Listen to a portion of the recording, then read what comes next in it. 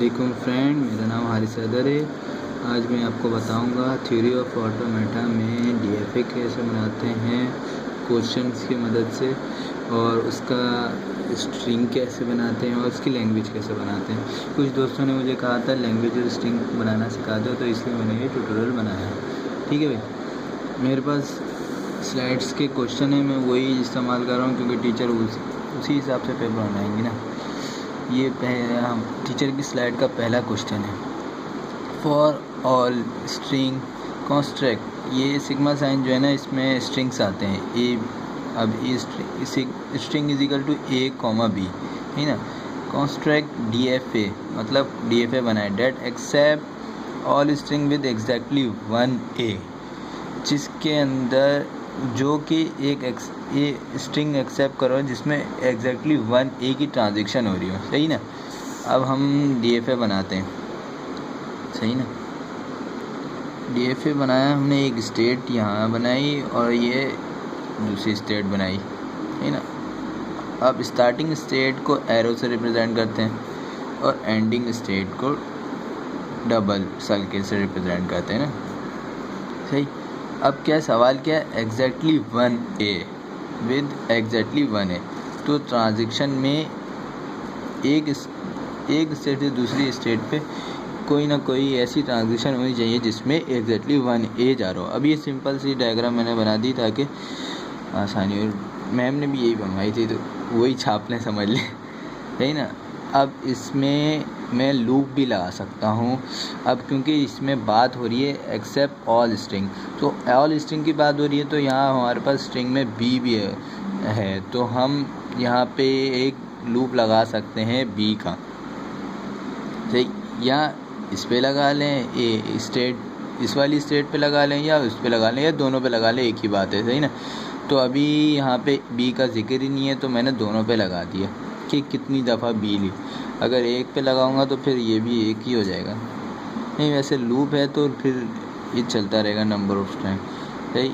मैंने इन स्टेट्स को नाम दे दिया, सही। अभी यहाँ पे मैं ट्रांजिशन टेबल बनाना नहीं बता रहा, ये तो सबको पता ही होगा। अभी मेरी बात है कि स्ट्रिंग और लैंग्वेज, सही ना, स्ट्रिंग और लैंग्वेज। तो अब इसकी लैंग्वेज कैसे बनेगी। लैंग्वेज जो होती है ना, वो ये होती है कि ना स्टार्टिंग स्टेट से एंडिंग स्टेट में जो ट्रांजेक्शन उसको लाया कर रही है ना, वो उसकी लैंग्वेज कहलाती है, डीएफए या एनएफए के, सही ना। अब स्टार्टिंग से एंडिंग तक अभी क्या ट्रांजेक्शन हो रही है, पहली स्टेट पे रखेंगे तो सिर्फ ए ट्रांजेक्शन हो रही है, तो लैंग्वेज का पहला जो होगा ना वो डीएफए, हमारे ये इस डीएफए का क्या होगा, ए, सही ना, पहला सेट। अब लैंग्वेज का दूसरा सेट क्या होगा, अब स्टार्टिंग से एंडिंग पे जाते हुए एक लूप से गुजरता हुआ जा रहा है। अब पहली दफ़ा में लूप वो 0 कंसीडर करते हैं, दूसरी दफ़ा में लूप 1 कंसीडर करेंगे, सही ना। अब स्टार्टिंग से एंडिंग जाते हुए एक लूप से गुजरता हुआ जा रहा है, सही ना, एक लूप से गुजरता जा रहा है, और एंडिंग पे जाके भी एक लूप से गुजर रहा है, सही ना। तो क्या हो गया, हमारी इस लैंग्वेज का दूसरा सेट क्या हो गया, बी। अब थर्ड टाइम में क्या होगा, लूप 2 टाइम रोटेट करेगा, सही ना। ये लूप जो है ना 2 टाइम रोटेट करेगा। अब इसमें क्या होगा, स्टार्टिंग से एंडिंग जाते हुए तो बी का जो लूप है वो 2 दफ़ा रोटेट करा, फिर उसके बाद ए की ट्रांजेक्शन हुई, फिर बी का लूप 2 दफ़ा रोटेट करा। तो ये हो गए हमारी 3 सेट। इसके अलावा ऐसी n सेट बनेंगे जिसमें क्या होगा, लूप हर बारी में एक बार एंड बढ़ता जाएगा, n तक जाएगा।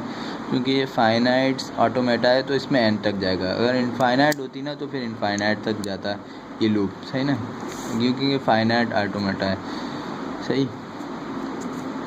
अब ये तो हो गई लैंग्वेज। अब इसका स्ट्रिंग कैसे बनेगा,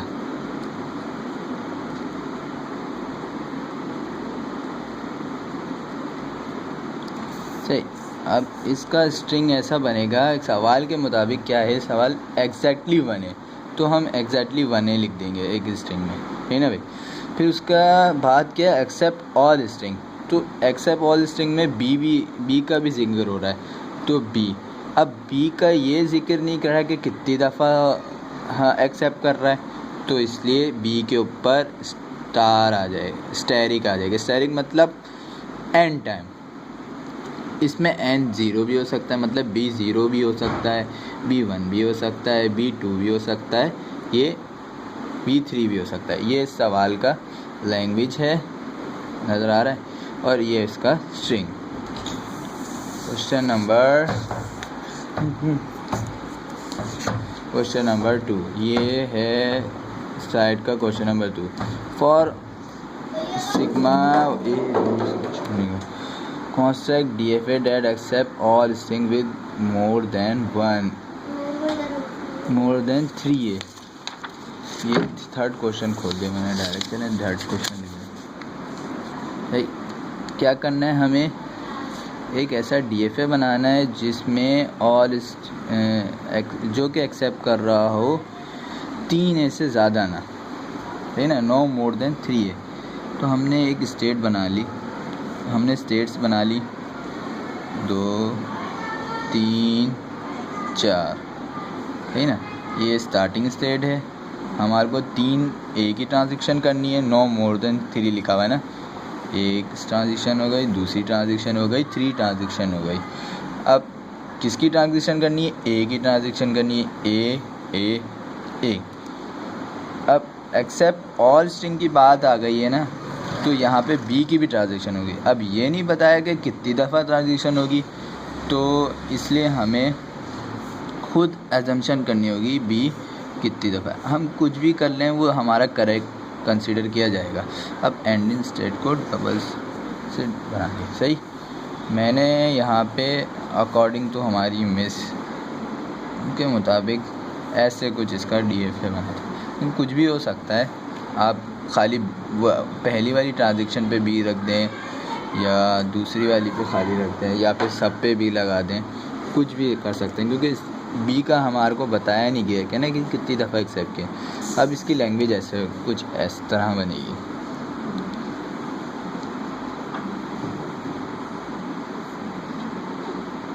बात एक दफ़ा दोबारा दोहरा देता हूँ। लैंग्वेज हर वो सेट है जिसमें स्टार्टिंग स्टेट से एंडिंग स्टेट पे जो ट्रांजेक्शन आ रही होती है वो होती है, सही ना।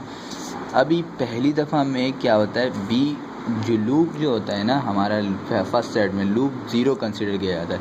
अभी यहाँ स्टार्टिंग स्टेट से एंडिंग स्टेट पे जाने के लिए हमें कितनी ट्रांजेक्शन करनी पड़ी है, 3A, सही। अब दूसरी दफ़ा में जो होता है ना, लूप एक दफ़ा कंसीडर किया जाता है। अभी स्टार्टिंग स्टेट से एंडिंग स्टेट पे जाने के लिए अब क्या ट्रांजेक्शन हो रही है, BA, फिर BA, फिर BA, बाबा B, सही। हाँ। ये वाले को हटा देना, थोड़ा अच्छा नहीं लग रहा। BA सही लग रहा है ना। फिर अब सेकंड टाइम में 2 टाइम रोटेट करता है, तो अब क्या होगी ट्रांजेक्शन हमारी, डबल BA, फिर डबल BA, फिर डबल BA, सही ना। लैंग्वेज क्या है, स्टार्टिंग स्टेट से एंडिंग स्टेट पर जाने में जो ट्रांजेक्शन हो रही है वो है हमारी लैंग्वेज। अब इसका स्ट्रिंग क्या बनेगा, सही। स्ट्रिंग अभी A कितनी दफ़ा है, हमारे पास A की वैल्यू बताई हुई है कि कितनी दफ़ा है, तो इसलिए हम उसको उतनी दफ़ा लिख देंगे। अब B की वैल्यू नहीं बताई हुई, तो हमें B को स्टैरिक लगाना पड़ेगा। अब स्टैरिक से ये मुरादी एन टाइम हो सकता है। एन टाइम मतलब 0 भी हो सकता है, 1 भी हो सकता है, एन टाइम भी हो सकता है, सही। ये वाला सवाल का लैंग्वेज और स्ट्रिंग भी समझ में आ गया होगा आपको, सही। अब एक और सवाल सॉल्व कर लेते हैं। फॉर ए, ये सिग्मा का जो साइन होता है ना, ये इसका मतलब होता है ऑल स्ट्रिंग। ऑल स्ट्रिंग, इसमें ऑल स्ट्रिंग क्या है, A और B। Construct DFA that accept all string at least 1 है, मतलब कि कम से कम एक है होगा उसके पास। सही। अब मैंने एक DFA बना दिया, एक स्टेट दूसरी स्टेट, एटलीस्ट 1 है, ए 2 लूप लगा दिए, सही ना। अब इसमें मैंने ए का भी लूप लगाया है क्योंकि यहाँ पे जिक्र क्या हो रहा है, एटलीस्ट 1 है, मतलब कम से कम एक होगा, और भी ज़्यादा हो सकते हैं, सही ना। यही इसलिए मैंने ए का भी लूप लगा दिया। और बी का लूप इसलिए लगाया क्योंकि उसने क्या किया, एक्सेप्ट ऑल स्ट्रिंग। तो बी भी एक्सेप्ट कर रहा है, ये नहीं बताया कि कितनी दफ़ा स्ट्रिंग एक्सेप्ट कर रहा है, लेकिन ए का बताया है कि ए एक दफ़ा कम से कम कर रहा है। हाँ, सही ना। अब इसका लैंग्वेज बनाना है। एक दफ़ा फिर से बता दूं, लैंग्वेज वो होती है जो लैंग्वेज के सेल में वो ट्रांजिशन आती हैं जो स्टार्टिंग से एंडिंग स्टेट में आते हैं। सही, एंडिंग स्टेट को इसको रिप्रेजेंट कर देते हैं। सही। अभी क्या आ रहा है हमारा, स्टार्टिंग स्टेट से एंडिंग स्टेट में फर्स्ट ट्रांजिशन में क्या आ रहा है, ए। सेकंड ट्रांजिशन में हमारा क्या होगा, सेकंड ट्रांजिशन में हमारा क्या होगा, बी ए ए। सही, क्योंकि एक ये वाला लूप चलेगा, एक ये वाला लूप चलेगा। थर्ड ट्रांजिशन में क्या होगा, डबल बी ए ए ए। 2 दफ़ा ये वाला लूप चला, 2 दफ़ा ये वाला लूप चला, बीच में ये बेचारा एक ए। फिर इस तरह सो ऑन, एक एक करके बढ़ता जाएगा, एन तक चलेगा, क्योंकि इनफाइनाइट ऑटोमेटा है। सही। अब इसका स्ट्रिंग बनाते हैं। अब एटलीस्ट 1 ए की बात हो रही है तो एक ए तो आ जाएगा। फिर एटलीस्ट 1 है तो मतलब ये हमें पता है कि ए से एक से ज़्यादा हो सकते हैं, तो इसलिए हम डॉट लगाएंगे और एक स्टैटिक, ये इसका स्ट्रिंग होगा। ठीक, थैंक यू वेरी मच। और मज़ीद क्वेश्चन समझने हैं तो मुझे बोल दीजिएगा, मैं आपको मज़ीद और क्वेश्चन समझा दूँगा। ठीक है, थैंक यू, अल्लाह हाफ़िज़।